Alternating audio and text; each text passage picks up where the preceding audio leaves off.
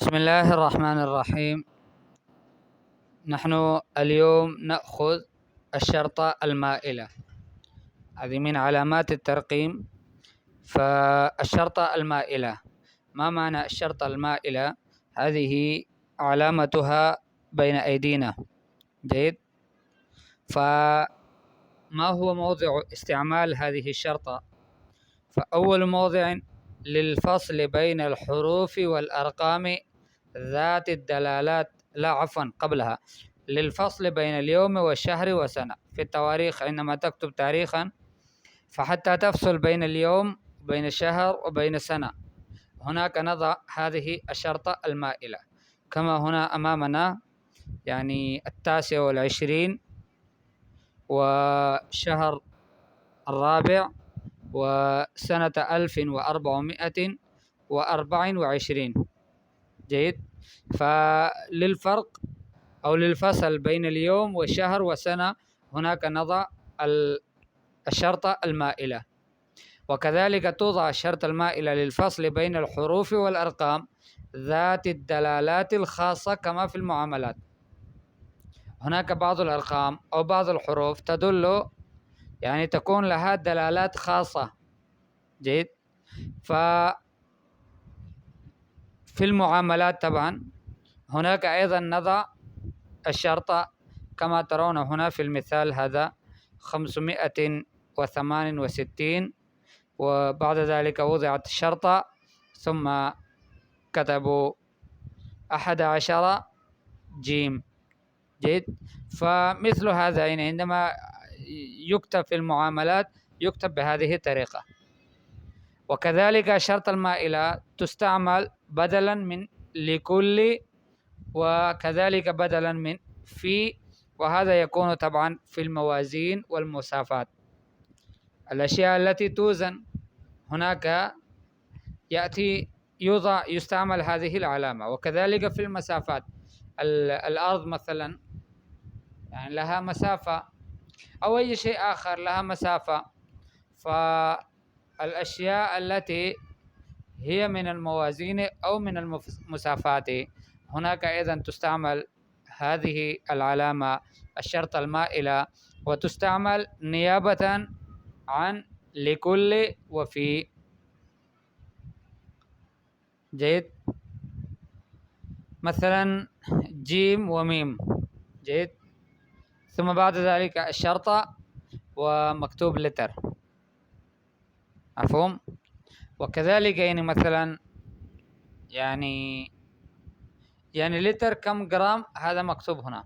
وكذلك 100 كيلومتر في الساعة. جيد. فهنا نقرأ جيم وميم، هذا يعني من جرام. جيد. هذا الجرام هذا لكل لتر، هذه العلامة التي وضعت هنا الشرطة تأتي بمعنى لكل. فجيم يعني جرام، هذا لكل لتر، هكذا يكتبون في الموازين. وفي المسافات كذلك يكتبون مثلا 100 كيلومتر في الساعة، يعني السيارة يعني تمشي بسرعة 100 كيلومتر في ساعة واحدة. وكذلك هذه الشرطة المائلة تأتي بمعنى أو للمساواة بين الشيئين، يعني الشيء الأول والشيء الثاني يكون بمعنى واحد. فهنالك تستعمل هذه الشرطة المائلة، مثلا الحصر أو التنصيص. فهناك هذه علامة الشرطة المائلة جاءت بمعنى أو الحصر أو التنصيص. مفهوم؟ طيب، شرطتان. الشرطة تاني متى تستعمل؟ شرطتان لحصر الجمل المعترضة. هذا سهل جدا. لحصر الجمل المعترضة يعني تحدد الجمل المعترضة أن هذه هي جملة المعترضة. مثلا تقول مكة حرسها الله قبلة المسلمين. الآن مكة قبلة المسلمين، هذه هي الجملة.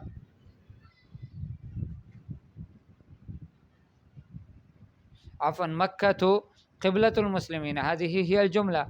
الآن مكة حرسها الله، الآن حرسها الله، هذه جملة معترضة، لذلك وضعت بين يعني شرطتين.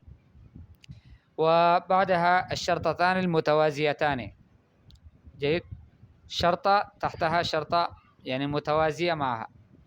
هذه تأتي بدلا من تكرار كتابة كلمة أو كلمات بعينها، عندما يعني تكرر كتابة الكلمة أو كلمات بعينها، نفس الكلمات تستعملها مرة أخرى، فهنالك تستعمل هذه الشرطتان المتوازيتان.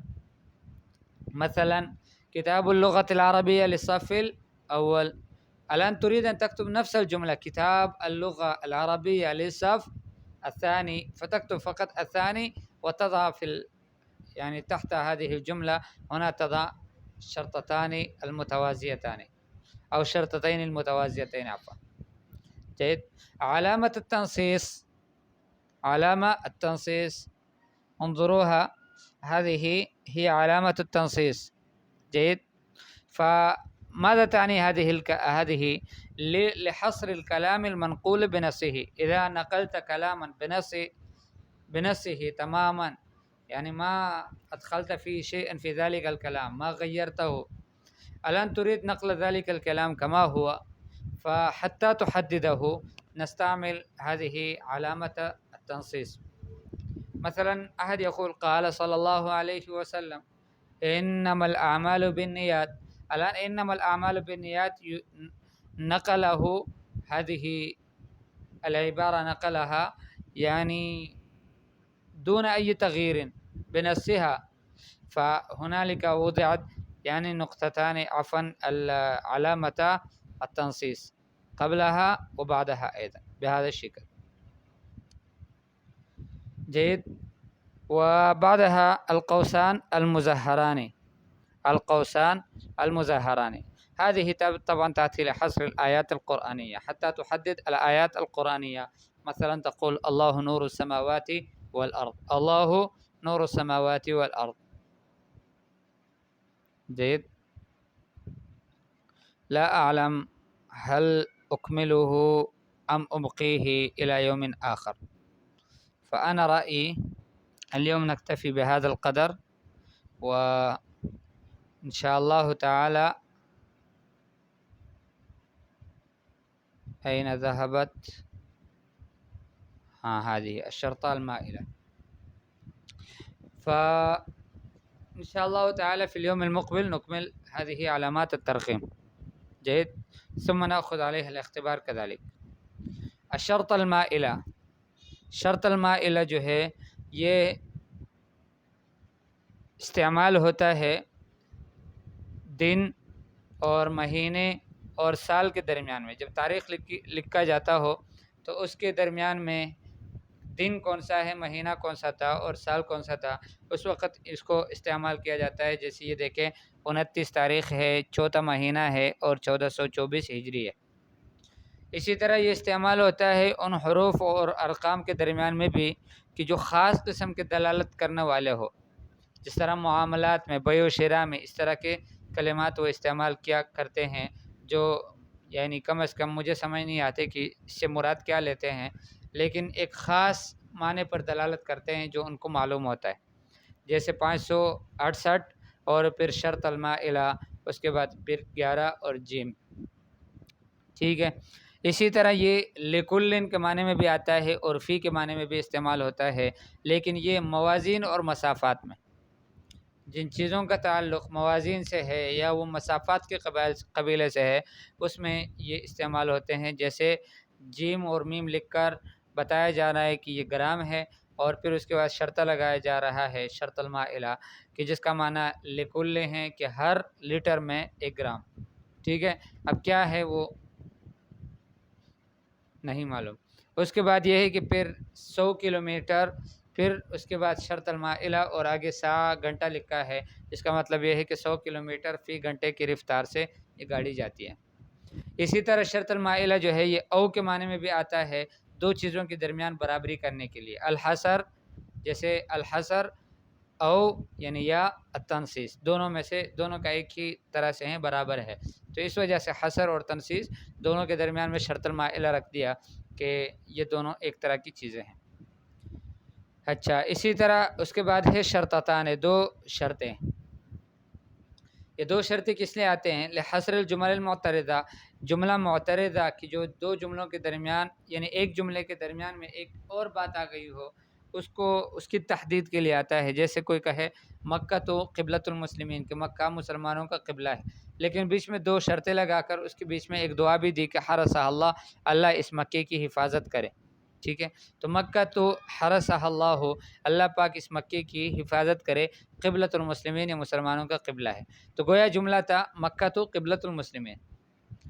پھر اس کے بعد ہے الشرطتان المتوازیتان، دو برابر شرطیں، یہ آتے ہیں بدلا من تکرار کتابت کلمت او کلمات بعینہا، ایک کلمے کو مکرر لانا ہو یا بہت سارے کلمات کو بعینی ہی اسی طرح سے دوبارہ لانا ہو، تو اس کے لیے پھر یہ شرطتان المتوازیتان لگائے جاتے ہیں۔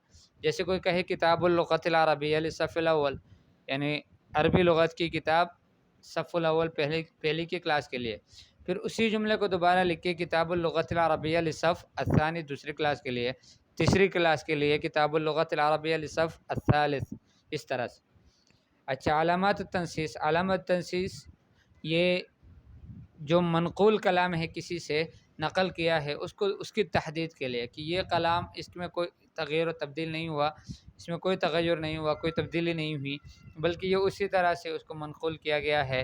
جیسے کوئی کہے قال صلی اللہ علیہ وسلم انما الاعمال بالنیات، اب انما الاعمال بالنیات اس میں کوئی تغیر تبدیلی نہیں ہوئی، بلکہ اسی طرح سے اس کو لایا گیا ہے، تو ان کے دونوں جانب علامات تنسیس لگائے گئے ہیں۔ اسی طرح القوسان المظہران ہیں کہ جو دو پولوں کی طرح کے وہ ہے، کیا کہتے ہیں اس کو، قوسان، بریکٹ، تو یہ آتے ہیں عام طور سے استعمال ہوتا ہے ان آیات قرآنی کے تحدید کے لیے کہ یہ آیات قرآنی ہیں، جیسے اللہ نور السماوات والارض، اللہ نور السماوات والارض، تو جہاں پر اس شکل میں لکھا گیا ہو اور قوسان مظہران بھی استعمال ہوئے ہو، وہاں پر سب کو پتہ چلتا ہے کہ یہ قرآن کی آیت ہے، یہ کوئی عام بات نہیں ہے۔ تو اس طرح سے ان کا استعمالات، ان چیزوں کے استعمالات ہوتے ہیں۔